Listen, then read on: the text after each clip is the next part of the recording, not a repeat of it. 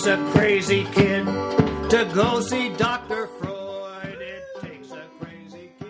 And my next patient was named Susan. Now, Susan has a diagnosis of borderline personality disorder. She's well known to the clinic.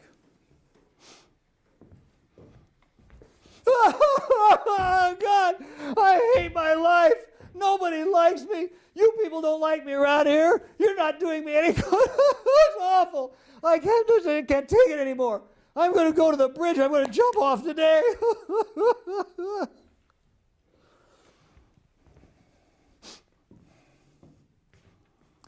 Susan, sounds like this is as bad as it's ever been. You are in a great deal of pain.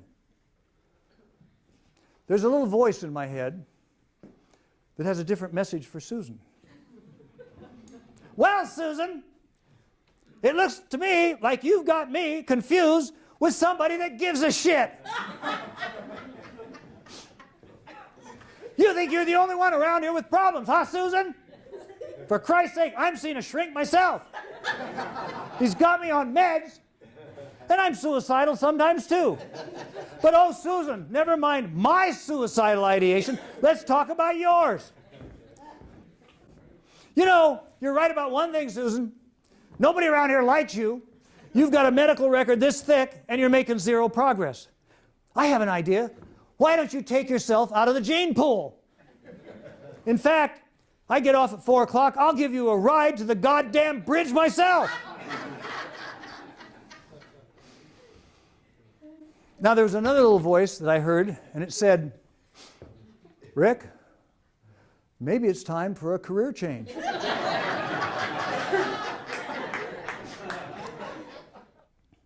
We were worried that we were going to have a nuclear war with Russia. And anybody that's in about my age group in this audience may remember the exercises that we had. When you see the flash, duck and cover. I found out a job that was going to do. Well, in Hillside, we also had name tags. And the purpose of these name tags, this name tag will stand, 1,500 degrees of temperature. So after the war, when Ricky's little charred body is here, here'll be his name tag, just like the soldiers wear, see? They'd be able to identify whose ashes those were. So, Ricky, give me your full name for your name tag. Ricky Seymour Gilbert. How do you spell Seymour? I couldn't spell my own name. This name tag, if you want to come up and see it after the show, it says Ricky, S-E-E-M-O-R-E, Gilbert. I wasn't doing well in school, and I wasn't getting rewarded for anything, and so I guess I had to find some way of getting attention. Now, a while back, I went down into the basement, and I have this big box, and I bet you do too, somewhere, a big box. Maybe your mother put it together, but it's got family photos, newspaper clippings, report cards, you know, letters of recommendation, all kinds of stuff. So I went down there, I started rooting around. I found my grammar school report cards. I'm going to share it with you. First grade. Ricky's behavior is satisfactory aside from constant talking. Second grade.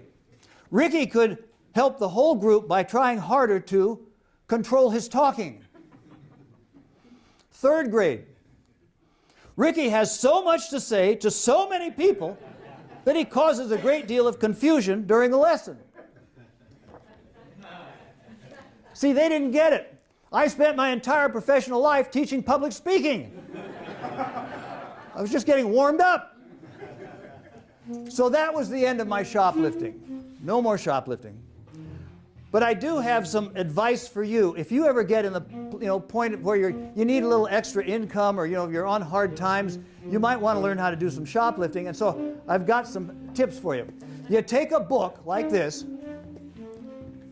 You cut out the pages on the inside. I got 3 Snicker bars in there, right? They think you're reading Tale of Two Cities. A little while after that, Randy and I are riding our bikes as fast as we can down the hill, and we watch a cop car going very fast up the hill. Why? Because we just blew up a public toilet. Now, in those days, around about 4th of July, you could go down into Oakland to the Chinese laundries, and they had fireworks, illegal fireworks they'd sell you. And you could get these cool things called barrel bombs.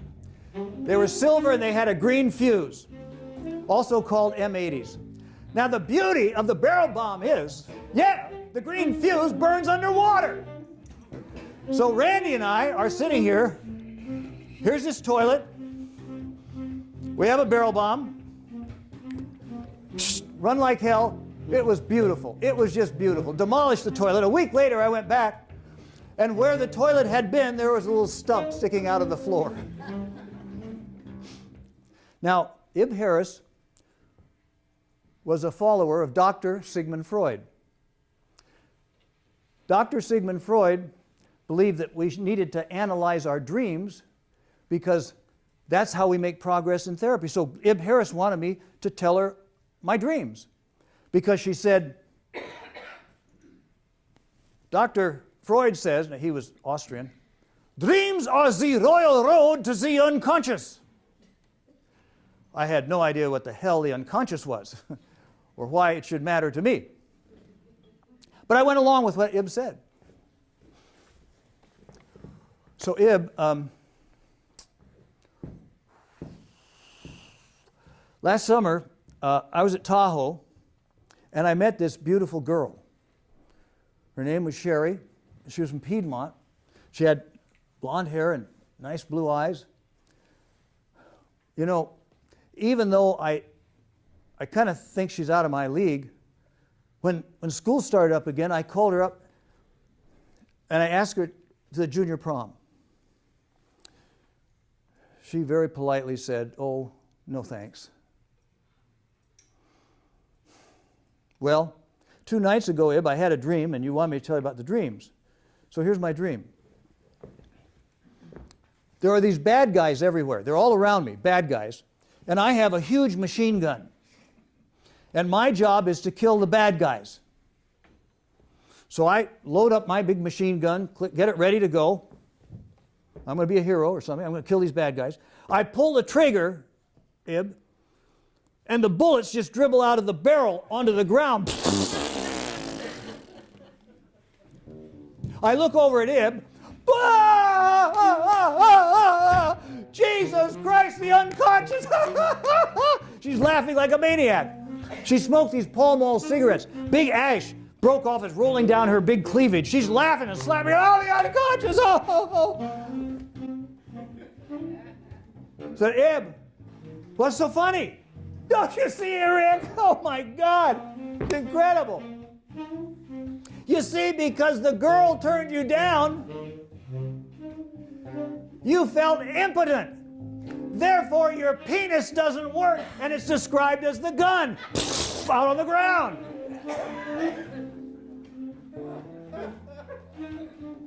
That's the craziest shit I've ever heard. So one day, I'm driving home from my therapy appointment with Ib, and I decide to stop by and see my friend Jeff. Jeff is working on his car. You see, in those days, we all worked on our cars. And Jeff has this really cherry, black, 1940 Ford Coupe with a big block Chevy motor in it.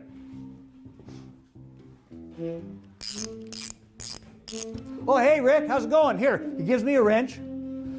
He says, look, I'm putting on this giant 4-barrel carburetor on my engine, and it's going to make this car a real screamer.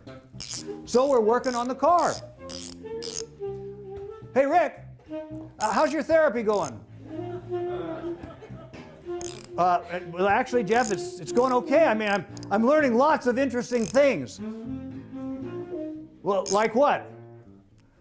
Id, ego, superego, unconscious, toilet training, breastfeeding, penis envy, castration anxiety.